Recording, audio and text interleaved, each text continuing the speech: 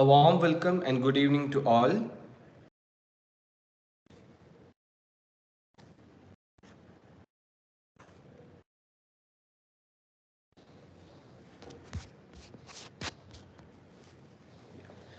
A warm welcome and good evening to all.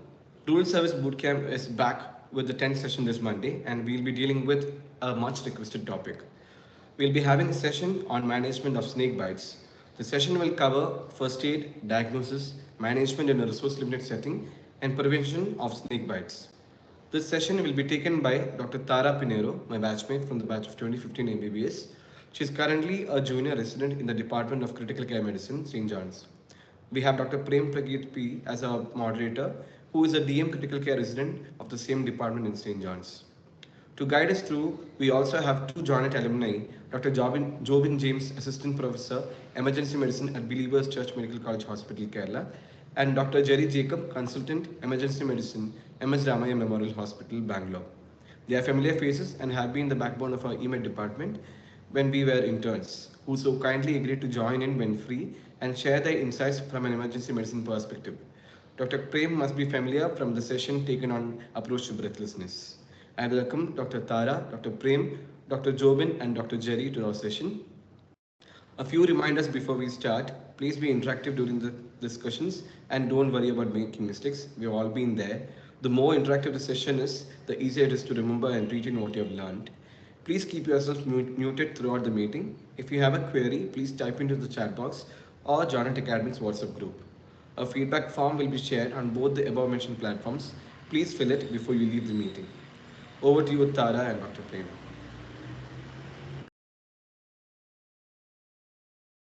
Hello. Good evening, Yes. everyone. Good evening, everyone. Yes, you're I'm audible, Dr. Tara. Go Tara, ahead. Tara. and I'd like to invite and thank you all for joining this webinar. I would also like to thank Dr. Prem and Dr. Jerry Jacob and Dr. Jobin for joining us as well. So one reason I decided to take this topic is I used to get quite a lot of snake bites in my bond center, and I was very overwhelmed in the beginning because I did not really know how to handle snake bites as well as I thought I did. Identification of snakes itself was a huge problem for me, and uh, and I also had like I was wondering how to start ASVS and all that. So I thought this would be quite helpful. So just before we get into it, I would like to go into the statistics of snake bite and why this is such an huge burden on our healthcare right now. Uh, a snake bite is an acute, life-threatening, and most importantly, time-limiting medical emergency. The as early as ASVS started, the morbidity and mortality caused by snake bites can be vastly reduced. It is also a preventable health hazard. And the incidence of snake bite was found to be around 11 to 17 lakhs in a study done in 2015. And the mortality was around 60,000, which is quite a huge number. But on top of this number, only it was found that only 7.23% of deaths were actually officially reported. So the actual deaths due to snake bites might be a lot larger than actually shown in our studies. This is because still a lot of patients prefer to go to traditional healers in the beginning before actually coming to hospitals. And this is important to note because, as I told you before, snake bites are time limiting medical emergencies, and this delays in early administration of ASV, thus increasing mortality. Another study showed that only 22.19% of snakebite victims attended hospitals. So, health education in our communities is very important to especially let them know that traditional healers cannot help them with the morbidity and mortality with snake bites and to get them earlier to the hospital. Annual snakebite deaths were greatest in the states of Uttar Pradesh, Andhra Pradesh, and Bihar. And the highest fatality of snakebite deaths were found to be due to crate bites, with 65.7% of bites due to snakebite deaths due to crate. And this is mostly attributed to the non-availability of ASV, delayed and inappropriate administration of ASV, lack of standard protocol, and non-availability of ventilator or bag and mask. So Because of this huge burden, WHO has also placed it as a high priority neglected tropical disease. And in 2019, WHO resolved to halve the global burden of snake bites by 2030. And India is a major contributor to this, so we can all do our parts in trying to reduce these numbers. So before getting into the presentation and management of snake bites, I would like to touch upon identification of snakes and a little bit about the mechanism of action of their toxin. This was something I found quite difficult initially because a lot of times patients would bring snakes along with them or show pictures of the snakes for identification. And it's quite important to identify whether the snake is venomous because it is important that we judiciously use all the ASV available. And this is because there is a scarcity of ASV as well as there is a huge cost aspect involved, especially in private hospitals. They can range from around 300 to 600 rupees per vial. So that is quite a huge burden cost financially for patients who come in our rural setups. So there are 300 species of snakes in India, out of which only 52 are poisonous. And the three major families of venomous snakes are the Elapidae, the Viperidae, and the Hydrophidae. And the big four, as we all know, are the big Indian cobra, common krait, saw-scaled viper, and Russell's viper. Another important thing that I realized after I started my bond is only that I have to learn the names of the snakes in the regional language, and that this can only be learned by speaking to the natives and finding out the most effect and finding out the names that they refer to these snakes by, so that we can effectively treat all these the patients. And coming to each snake, this is the common krait. The head, this can be identified by the fact that the head is flat and generally they are black or bluish in color with these white bands that you can see along the body. And another important thing to note is that there is no white band on its neck. This snake can be distinguished from another snake which looks similar to this, but that is not venomous and it has white bands on its neck.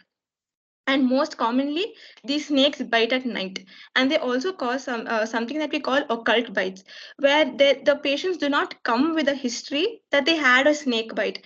They come with a presentation that they were healthy at night and suddenly they started having neuroparalytic symptoms in the morning. And another thing to note is that kraits have very slender fangs, so they which are almost as thin as hypodermic needles. So they may not really leave behind a mark. Hence, presence or absence of bite marks solely should not be used to determine whether a patient has had a snake bite or not. And snake bite kraits are also neurotoxic, and they act on the presynaptic neuromuscular junction as opposed to cobras which act on postsynaptic. You'll see that in the next slide. So these neurotoxins bind to the motor nerve terminals, leading to depletion of synaptic acetylcholine vesicles, impaired release of acetylcholine, and later degeneration of the motor nerve terminal. This eventually leads to diaphragmatic paralysis, leading to respiratory paralysis and death.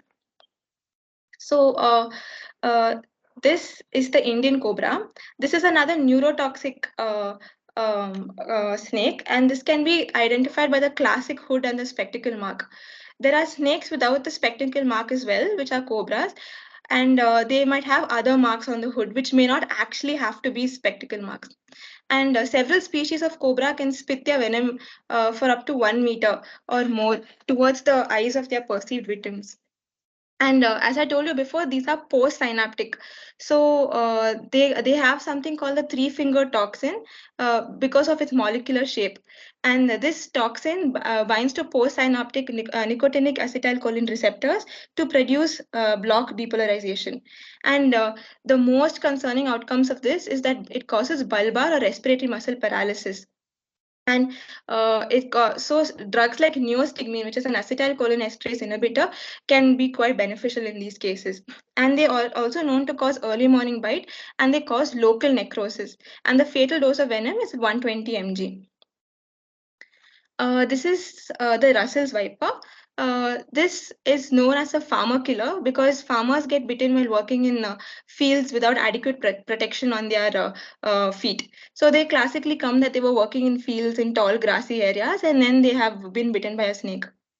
So they cause day bites, and they are also vascular toxic.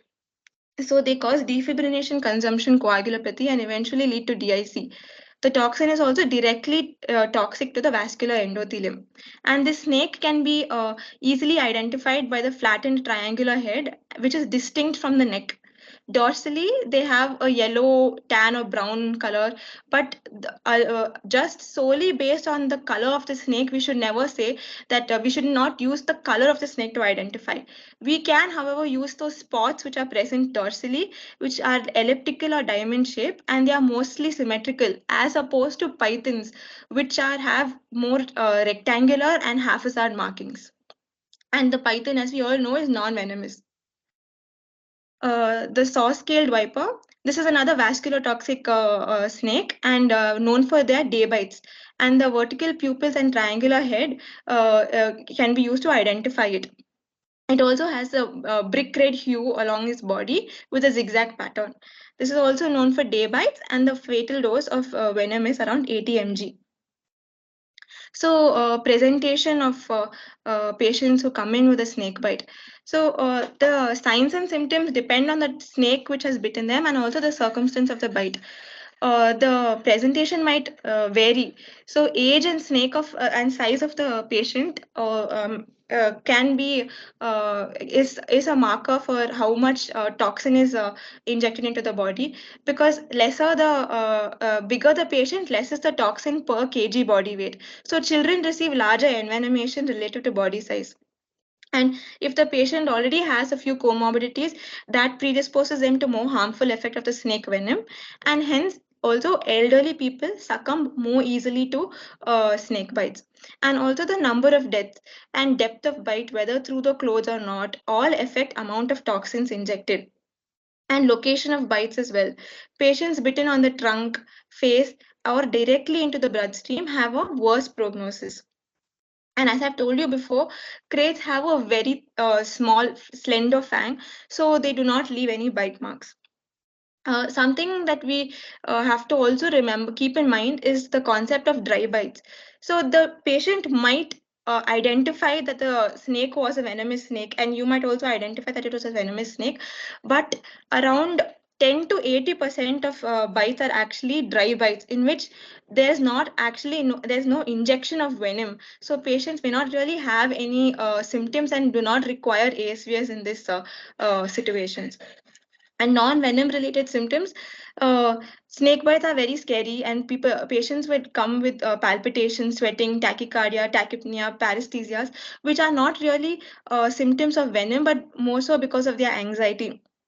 And another important thing to note is local swelling might also be present, and this is might be due to the fact that patients still use tight ligatures. The moment of some a patient is bitten, the first immediate response of the bystanders is to tie ligatures. Even though there has been a lot of evidence among the medical fraternity that there is no use of tourniquets, but the health education hasn't really reached the population. So this is another thing that we can keep in mind. And so these tight ligatures will also cause swelling, which but these may not really be signs of envenomation. And there are four clinical syndromes associated with snake bites. The first is a neuroparalytic kind of snake bite, which is by elapid envenomation. It occurs with cobra and crate bites, and the symptoms can be from in a cobra bite can start from around half an hour to 6 hours, and in a crate are from 6 to 24 hours. However, ptosis in crate bite can also be recorded as long as late as 36 hours. So admission of all patients who have come with a snake bite is important to um, make sure that we observe them for these late presentations. And we can divide these symptoms as 5 Ds and 2 Ps. And this normally occurs in a descending paralysis, and hence ptosis occurs first, followed by diplopia, dysarthria, then dysphonia, dyspnea, dysphagia. And all these symptoms are related to third, fourth, sixth, and lower cranial nerve paralysis. And finally, paralysis of intercostal and skeletal muscles occurs in a descending manner. So, the most important thing in neuroparalytic bites are that we have to identify impending respiratory failure. And there are three bedside lung function tests which we can do to pick these up faster, so that we can refer them to a higher center where they can be managed better. So one of these tests are single breath count. So the number of digits that a that the patient can count in one exhalation, and normally they should be able to count up till 30 in one exhalation. And breath holding time, so the breath held in inspiration should be around more than 45 seconds, and the ability to complete one sentence in one breath. And cry in a child can also be indication of of impending respiratory failure. Another thing that we have to remember is bilateral dilated and poorly or non-reacting pupil is not a sign of brain death. This could be just due to the venom, and not so we shouldn't classify a patient as brain dead just solely based on pupils, because as we all know, they cause paralysis of the ciliary muscles as well. This is the picture of a patient with ptosis and the cobra which had bitten him on the side.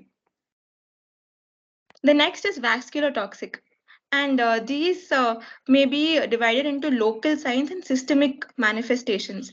Local signs are most prominent in Russell viper bite, and they are local swelling, bleeding, blistering, necrosis, and pain at bite site, and severe pain leading to compartment syndrome, as well as tender lymphadenopathy. Systemic signs may be gingival bleeding, epistaxis, pain from bleeding from bite sites, injection sites, and acute abdominal tenderness may also suggest GI bleed or retroperitoneal bleed, as well as any focal neurological symptoms may be indicative of intracranial bleeding. And life-threatening complications due to vascular toxic bites are due to renal involvement. Patient presents with hematuria, hemoglobinuria, myoglobinuria, followed by oliguria and anuria with acute kidney injuries. So these are things that we have to watch out for, so that we can refer our patients early in case we can't treat them in our centers.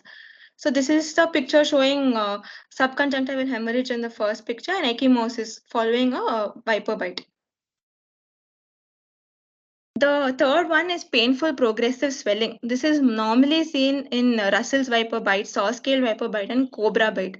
It's indicative of local necrosis, and this normally has a very rancid smell. And as you can see, the limb is swollen, and the skin is taut and shiny as well. And there'll be blistering with reddish black fluid, and there could also be ecchymosis. Compartment syndrome will present invariably, and there will be tender regional lymphadenopathy. And the fourth and last one is myotoxic. I don't think we see this quite often. This is due to sea snake bite, and it causes muscle destruction. And so they present with muscle aches, muscle swelling, involuntary contraction of muscles, passage of dark urine, as well as compartment syndrome, hyperkalemia causing cardiac arrhythmias, acute kidney injuries, and subtle neuroparalytic signs. So this occult snake bites, as I told you earlier, mostly crates cause occult snake bites. But we have to keep these in mind, especially in places where the snake bites are very common, because patients will not come with any history of snake bite. They will come with a history that they were healthy at night and they suddenly woke up with severe epigastric or umbilical pain, and it will slowly progress to typical neural paralytic symptoms in within 4 to 6 hours. But and also unexplained respiratory distress in children with the presence of ptosis or sudden onset of acute flaccid paralysis should be highly suspicious that it could be a snake bite. The thing is, when patients come with just pain abdomen initially, and we wouldn't think of snake bite. We will evaluate them for acute appendicitis, acute abdomen, and if they have neuroparalytic symptoms, we might paralysis along with it. We might evaluate them for stroke, GB syndrome. So we will get scans done, which will just increase the time needed to give with which we can administer ASV. So we can just keep this at the back of our mind while treating patients. So what do we do when we first come across a patient outside of the hospital with a history of snake bite? We can follow the right method. I think we all learned this in MBBS. The right method R is for reassure the patient. Firstly, 70% of all snake bites are non-venomous, and most of them will have non-venom related symptoms. So we just have to reassure them to say, tell them that it doesn't have to be venomous snake bite. The second is that we immobilize the limb, like a fractured limb. We can use a stick or a ruler. I'll show you a picture in the following slides. We can use this to immobilize the limb, and then it can be secured with a cloth. But important is to not tie it tightly enough that we occlude any blood supply. And GH is get to the hospital, and T is tell the doctor about all the symptoms. We keep the patient NBM until the patient reaches a medical health facility. And another thing that to remember is to remove any shoes or rings, jewelry, watches, just because these can also act as a tourniquet, and they might be quite difficult to remove once the swelling sets in. So the tourniquet. This is the picture of how we can immobilize the limb once the patient, if we see a patient in outside our hospital setting, we can loosely tie those two tourniquets. This is just to prevent excessive movement of the limb. Now, tourniquets are not recommended anymore. This is because most tourniquets tied by lay people are ineffective, and they're also tied in the wrong portion of the limb, and they're tied too loosely. And they mostly block the lymphatics and the venous blood, but they do not block the arterial blood. And actually, tying of this tourniquets has been known to cause increased risk of ischemia and loss of limb, as well as increased risk of local necrosis, because it causes the venom to act more on the local site of bite. And they also give patients a false sense of security, so they think that they can come slower, they take their own time to come to the hospital. And once these patients come to the hospital with tourniquet, in my bond center, I have never seen a patient till now who has not come with a tourniquet. So most patients will come with a tourniquet to the bond center, and releasing of these tourniquets should be done carefully, because if you release it suddenly, they can cause a sudden bolus of venom into the bloodstream, and this can cause neurological paralysis and hypotension due to vasodilation. So in case of multiple ligatures, you take out all the distal ligatures and keep the proximal most ligatures in place. And releasing of the final ligature should only be done after initiation of ASV. And after initiating ASV, under supervision, we can tie a BP cuff more proximally to the proximal tourniquet and inflate it to about like 100 millimeters of mercury. And after taking off the tourniquet, we can start slowly releasing the pressure on the BP cuff, just so that there's a controlled release of venom into the system. In case you have to refer a patient to a higher center, and you are referring a patient to a center which is more than 30 minutes away, and within 3 hours, you can use scrape bandages. So first you can tie it around the bite site. Second, you can tie it around the whole limb, and the third tourniquet crepe bandage can be used by attaching it with a splint, and it should be tied in such a way that you can still admit one finger underneath this scrape bandage. So initial management. We should also remember that many patients may become asymptomatic, because as I told you earlier, there might be non-venomous bites or there might be dry bites. But we still admit all patients with suspected or even confirmed snake bite for 24 hours, and we provide supportive management. Another thing we give is injection tetanus toxoid, because it is found that Clostridium tetani resides even in the fangs of the snakes. And we can, after assessing the vaccination status of the patient, we can give tetanus. And pain, uh, patients will be in pain after snake bites, and they will demand analgesics. So paracetamol is a good choice of drug, because it's not as nephrotoxic. And but the NSAIDs are absolutely contraindicated in snake bites. We cannot give any NSAIDs for analgesia. That is something that we have to remember, because snake bites itself can cause acute kidney injury, and we do not want to worsen this by giving NSAIDs. And in severe pain, we can also give tramadol. Uh, So, vitally unstable patients, such as like in vascular toxic patients, they might have bleeding from multiple orifices with hypotension, reduced urine output, cold extremities. These will definitely require ICU care for volume replacement, pressor support, dialysis, and also infusion of blood and blood products.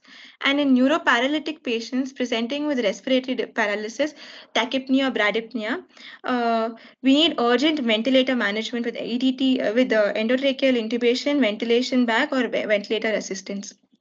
So these need immediate resuscitation. And we need to keep assessing the bite site for signs of local envenomation every 1 to 2 hours. And we have to check pulse rate, respiratory rate, blood pressure, and whole blood clotting time, which I'll come to in a few slides, for every 3 hours. And for in the beginning, every hour for the first 3 hours, and then every 4 hours for the remaining 24 hours. And we also have to check for compartment syndrome. This can be pain on passive movement, pallor, pulseless limb, hypoesthesia, are all suggestive of compartment syndrome. So, early clues that a patient has severe envenoming. This, I think, is one of the most important slides you can have in this PPT, because this will give us a clue. This is what will determine whether we are going to start ASVS or not for a patient. So, snake is identified as a very dangerous one. Rapid early extension of local swelling. Now, this is another thing to take a note of. It is extension of local swelling. It is not just local swelling. Patients might just have local swelling without signs of systemic envenomation. So, what we can do is, when patients come with swelling already, we can mark the swelling and we can look for progression of swelling. If there is a progression of swelling, it can be that they are having envenomation, and that's a criteria to give ASV. But just local swelling at site of bite is not an indication to give ASV.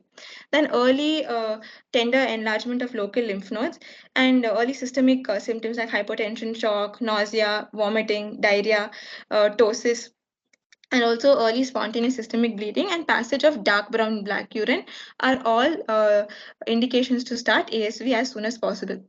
Now, this is 20-minute whole blood clotting time. This is the most reliable bedside test of coagulation, and it does not really need any equipment. It only needs a clean, new, dry glass tube. Emphasis on the new. We cannot just use a previously used clean tube, because otherwise, if it's otherwise the test will not be valid. So we can draw about 2 ml of venous blood and put it into this glass tube and keep it upright and undisturbed for 20 minutes at room temperature. And at the end of 20 minutes, we have to slowly tilt it. We should make sure that we do not shake it, just slowly tilt it. If the patient has no coagulopathy, the clot is retained upon inversion. But if the clot breaks down easily, or if it even fails to coagulate, that means the patient does have some coagulopathy. So, how do we interpret this? If the blood is solid, there is no ASV required at this stage. So what we do is we retest every hour for the first 3 hours, and then 6 hourly for 24 hours, until either test result is not clotted, or clinical we have any evidence that we have to start giving ASV. In case the test is not clotting, we repeat after 6 hours after administration of ASV. So in a non-clotting WBCT, it's an indication to start ASV, and then we will repeat it after 6 hours to see whether the blood is clotting after starting of ASV. Other investigation, this is solely just for completion purposes and based on availability and cost factors in the rural setups. For vascular toxic envenomation, we will use CCBC, BTCT, PTA, PTT. We also check for hemolysis, renal failure, hepatic injuries, cardiotoxicity with CPKMB, myotoxicity, and also for infections. And we do repeated ABGs and pulmonary function tests in neuroparalytic envenomation. We should not do ABGs in if there are patients have hemostatic abnormalities. Now coming to anti-snake venom. As stated earlier, anti-snake venom, it's of great importance that we start it as soon as possible. So signs and symptoms of envenomation, even without evidence of lab tests, we have to give ASV as soon as possible, and it is of importance that we give full doses. Now, I know a lot of burn centers that don't really give ASV in full. They never start with 10 vials. They start with 5 vials, and just to make sure that the patient does not have to pay as much as they would have to pay with 10 vials. Now, the thing is, these patients are more prone to complications, and these complications might actually make them end up with them paying much more than actually just these 10 vials. And they also cause a much rapider symptom relief if you give the whole 10 vials of ASV. And another thing to note is there is no contraindication to ASV. So ASV can be given even to pregnant women and also to children, and the dose is the same because the ASV depends on the venom that is injected into the body, not about or not. It's not a patient factor. It's more of the venom that is injected into the body. And like I told you earlier, purely local swelling is not an indication for administrating ASV. It needs to be progressive swelling, which is the indication for ASV. And ASV in India is the polyvalent ASV, which is effective against the big four. So there in some countries like Australia, they have the monovalent ASV. They use this ELISA to test the venom and to detect which snake it was, and they give the monovalent. But in India, it's the polyvalent ASV, and it's effective against all four snakes. Uh, and ASV comes in two forms, the lyophilized powder and the liquid. So the lyophilized ASV and the liquid they have the same effectiveness, just that the liquid ASV needs cold chain and refrigeration, and it's reliable only for 2 years.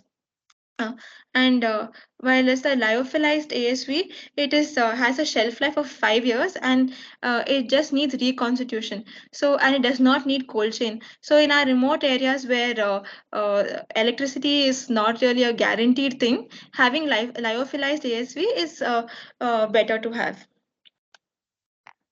So the treatment. We for neuroparalytic snake bites, we start with 10 vials as an infusion over 30 minutes, followed by a second dose if there is no improvement.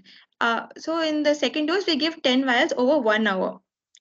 And another thing to note is in neuroparalytic snake bites, antivenom alone cannot be relied upon to save the patient if they have bulbar or respiratory paralysis. So we can also use neostigmine, like I told you earlier.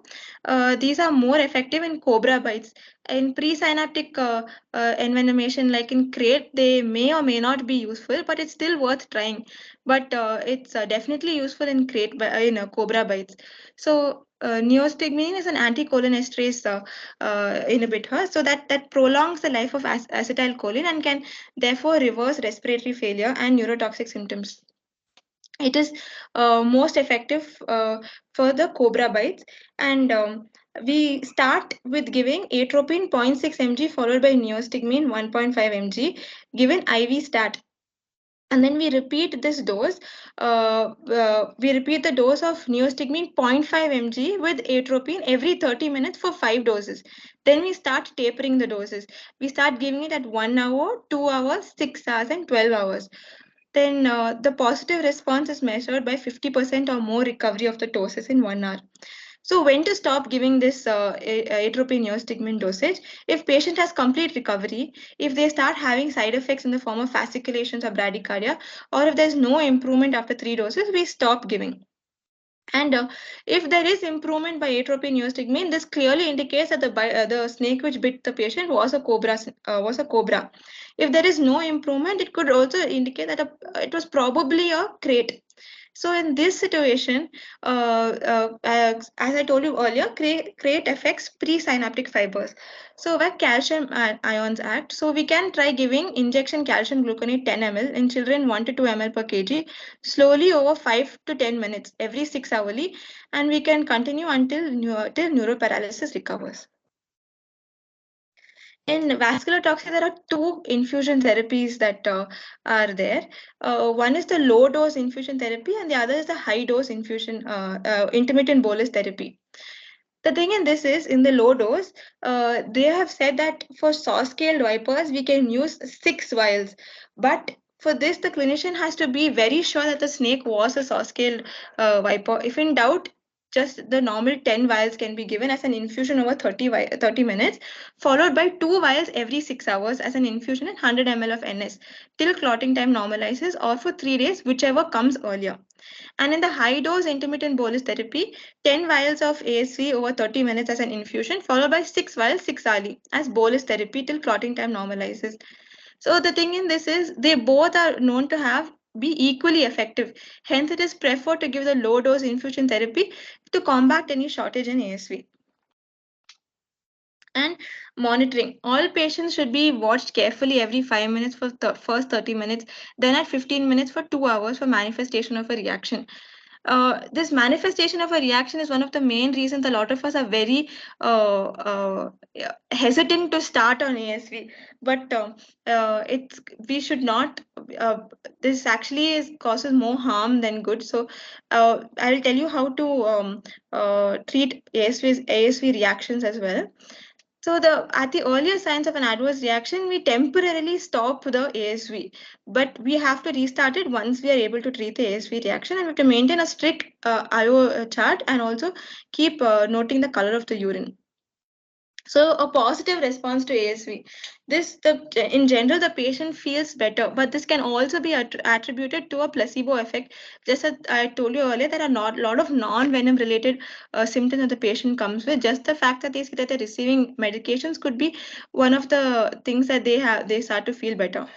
Another thing is spontaneous systemic bleeding. This usually stops within 15 to 30 minutes, and WBCT is restored in 3 to 9 hours, which is another reason why we repeat the WBCT in 6 hours to make sure that the toxin has been neutralized. And in shock patients, blood pressure may increase within the first 30 to 60 minutes. And in neurotoxic environment, though, they may begin to show signs of improvement in the initially, but they usually takes a long time to recover fully. And another thing to note is ASV cannot prevent or it cannot reverse local necrosis or local swelling. It can also not reverse renal failure or coagulopathy. So the ASV reactions, they can be divided into early anaphylactic reactions, pyrogenic reactions, and late serum sickness type of reactions. So early anaphylactic reactions start from 10 to 180 minutes of starting of therapy. Any new sign or symptom after starting of ASV in the drip should be considered as a reaction to the ASV. It can be itching, urticaria, dry cough, nausea. All of these can be classified as an early anaphylactic reaction. Now, a pyrogenic reaction, they may develop 1 to 2 hours after treatment, and these are not because of any reaction to the ASV as such. It's more due to the reaction of the due to contamination of the ASV with pyrogens during manufacturing. And the last and third one is the late serum sickness type. This develops from 1 to 12 days after treatment, and they may cause fever, nausea, vomiting, lymphadenopathy, myalgia, and these can also be treated with steroids.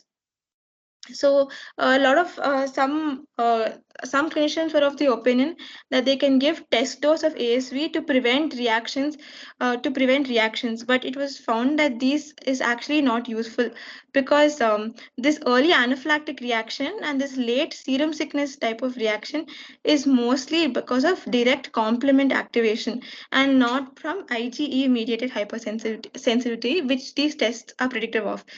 Hence, uh, they do not they are not indicative, and they also may delay treatment and can they themselves may sensitize the patient, and so these tests should not be used.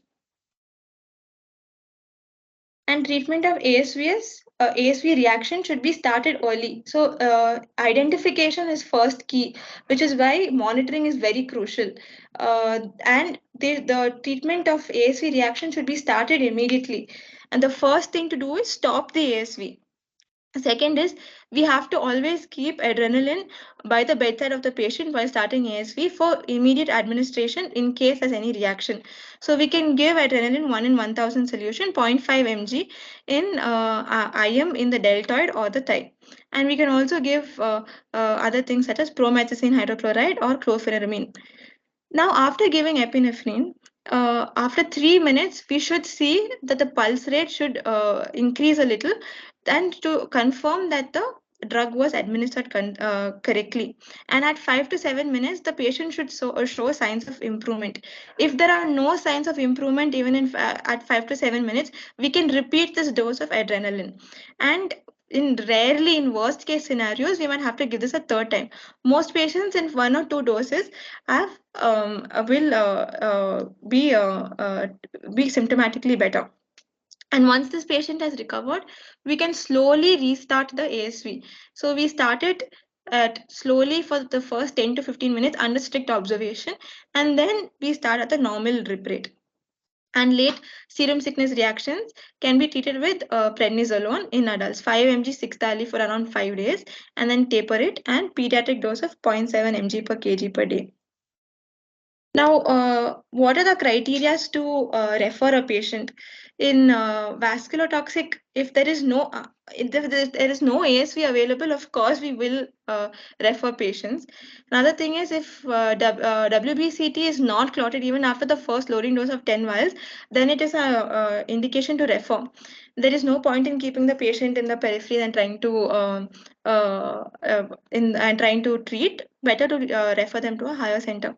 If patient is continuing to bleed even after full dose of ASV, progressive septicemia, and like I told you before, the most common, the most dangerous thing of vascular toxic is kidney injury. So that is something we have to keep our eye out for. And in neurotoxic, progressive neuroparalysis. So we can do something called the neck lift sign, which I'll tell you about in the next slide. And we should make sure that once they are going into neuroparalysis, that we have to maintain their airways, because we can do this by inserting a cuffed endotracheal tube, or if that's not present, we can also use a laryngeal mask airway. The neck lift sign is a sign which can be done on the bedside to start to which can be used to check the need for mechanical ventilation of patients. So how this is done is when the patient is supine, carefully with the shoulders we just lift the patient off the bed. If the patient is not able to lift their head up and keep it in line with their body, then they're having this positive neck lift sign, which is called the broken neck sign, and this is mainly due to paralysis of the neck flexor muscles. So this test should be frequently done. And the moment we realize that a patient is having this sign which is positive, we should refer this patient to the mechanical ventilator and make sure that we keep the airways patent.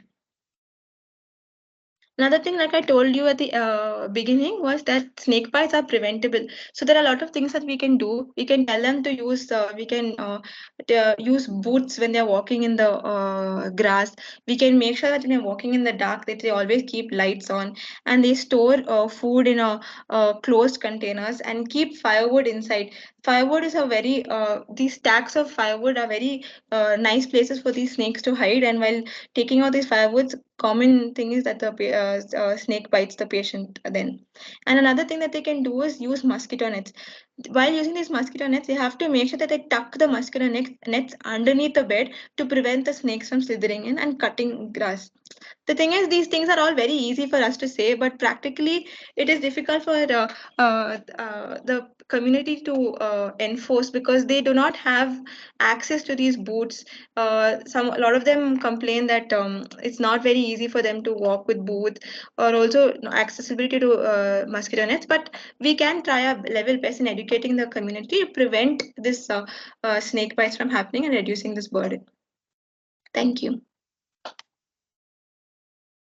Does anyone have any doubt?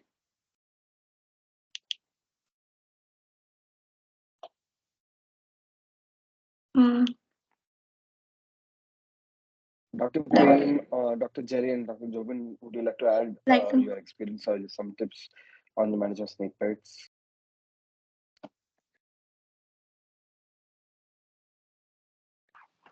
Jobin, you want to take it first, or you want me to go?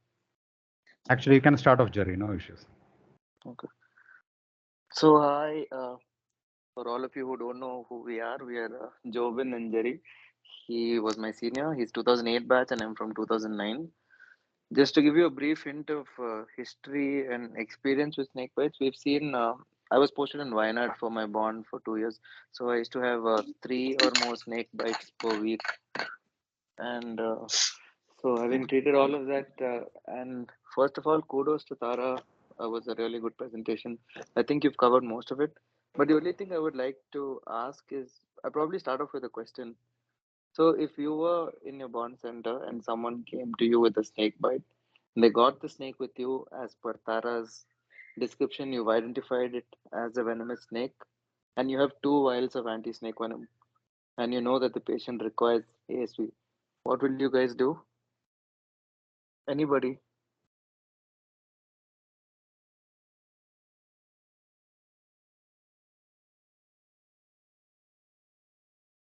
I'm just gonna pick randomly then.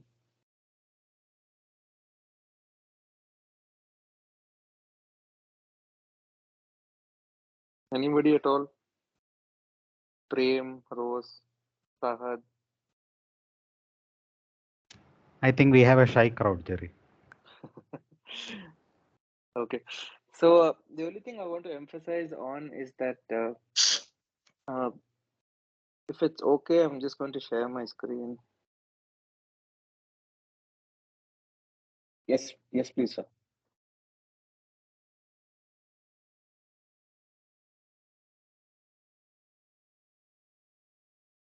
So this is the standard. Can you all see the image? Pijo, Tara, somebody? Yes, yes. Yes, sir. Okay, cool. So this is the image of 1 vial of ASV. So 1 vial of ASV comes from anywhere between 300 to 800 rupees right now.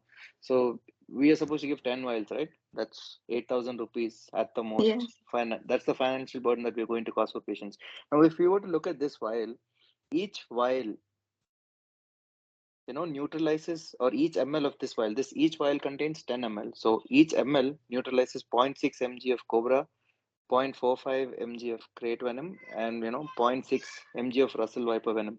So the only question I would like to put forth is that in those night bites or occult bites, where the snake has enough time and you're not awake, most of the venom is injected into the body. But during the mornings, or when we are awake and when we are conscious, every human has a fight or flight response. So the minute you think that something's biting you, or you feel pain, or you feel a sharp burning or a shooting sensation somewhere, you're going to pull your hand away. So most of the times, the snake is not able to inject all of this venom into the human body. How did they arrive at these numbers? Have you all seen National Geographic and Animal Planet and all of that, right? So in all of that, haven't you seen them hold the snake onto a rubber diaphragm and extract the venom? So how they arrived at these numbers is they took a fully potent male or female adult snake, extracted the whole venom, and then they lyophilized and dried that venom. And they found that the dry weight of a cobra, of a fully potent cobra's complete bite, was 120 mg. That's how they arrived at the fatal dose of 120 mg. But if I were to neutralize 120 mg of cobra venom, if we were to do the math, I would require how many vials? 20 vials, right? Yes. Now, the concept is no bond center will have 20 vials readily Yes. available unless it's a hospital. And Yes. no human being will let a cobra bite and inject the whole of its venom into the body. So coming back to my question, you have only 2 vials, poisonous snake has bitten you, give the 2 vials when you have time, give the 2 vials and make sure you send someone to get the rest of the vials. Don't be like, we have to give 10 vials, I don't have 10 vials, so I'm going to refer the patient. Because like Tara very clearly said, this is a very, very time sensitive emergency. I think I can stop sharing now. Jobin sir, you can take on. Actually, I don't have anything more to add. Actually, Dr. Tara, excellent presentation, actually. So just to re-emphasize maybe a few points that you have come across. So just for the sake of everyone, if a patient has been brought to your casualty in a bone center with a tourniquet in place, how slowly should you remove the tourniquet, Dr. Tara? If you could explain that. We only remove it after we start the ASV, and what I've saw on some sites was that you can put a BP cuff. You can tie a BP cuff above the proximal, the most proximal tourniquet, and slowly start releasing it, and inflate it to around 100, and then slowly start releasing it as in around 15 minutes. So it might take uh, around an hour to reduce it completely, to remove the whole to remove any pressure at all. So there are basically two schools of thought. One is actually when someone has brought a patient with actually a tourniquet in place, first you have to see for like how tight it is. Okay.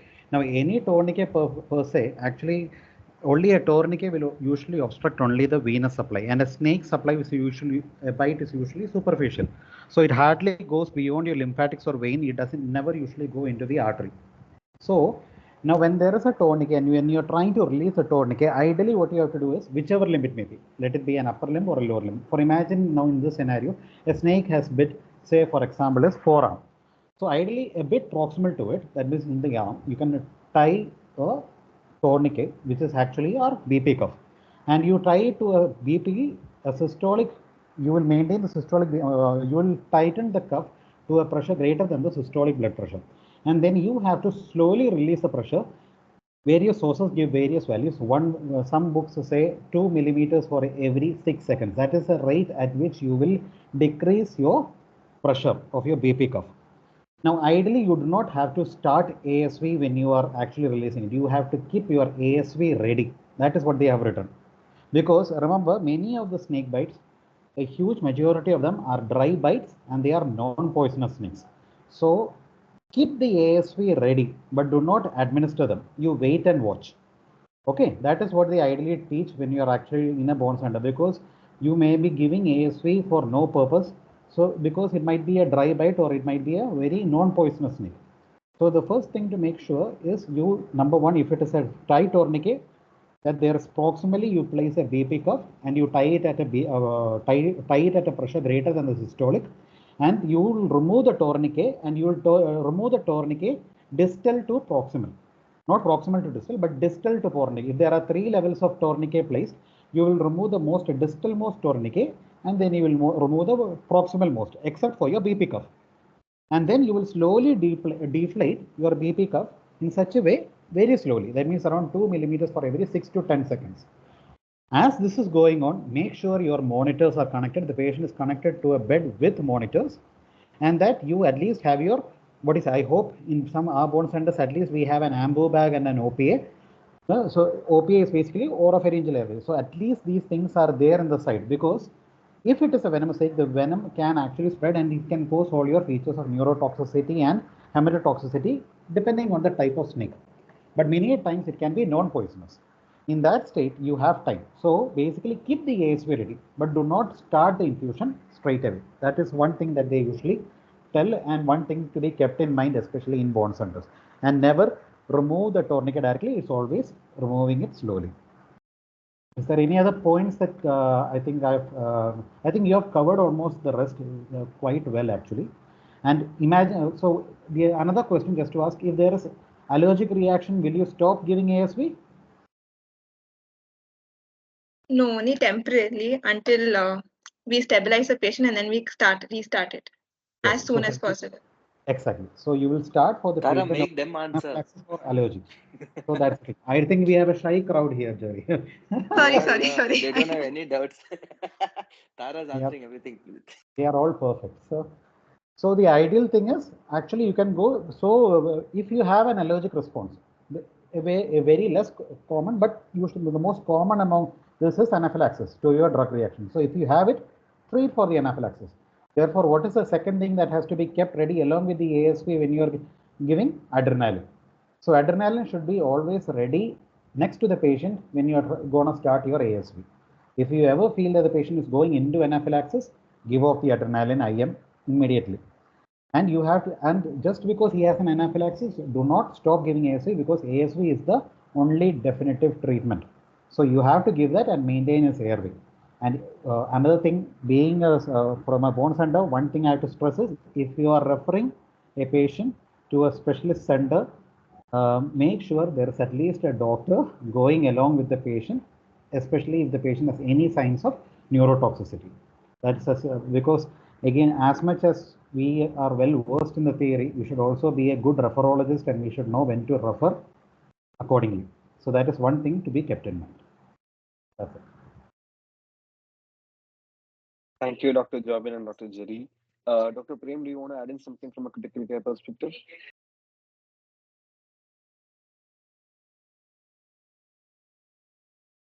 Meanwhile, if anybody has doubts, please feel free to share your doubts or type in your doubts in the chat box.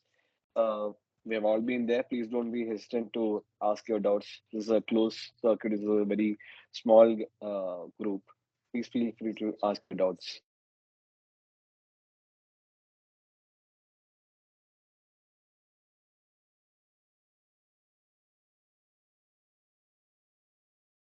I think we have a very confident group, Dr. Steve.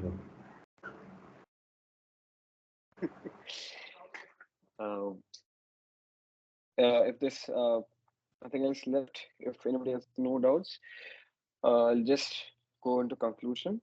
Dr. Prem, are you there? Okay. Thank you all for joining in on a weekday. I hope you found the session useful and has enabled you to manage snake bites more confidently. I would like to extend my sincere gratitude to Dr. Tara, Dr. Jobin, Dr. Jerry, and Dr. Prem. That was a really interactive and useful session. And thank you for dedicating some time for this webinar in between your busy schedule. A few things to note before we end. A feedback form is shared on the chat box and join an academic WhatsApp group. Please fill it out before you leave the meeting. The recordings of the past sessions will be posted on YouTube. It will be on St. John's Medical College Alumni Association YouTube channel. Once again, thank you all. We will meet you again with another interesting topic, the details of which will be posted on our social media channels. Thank you all and have a nice day. Thank you. Thank you, everybody.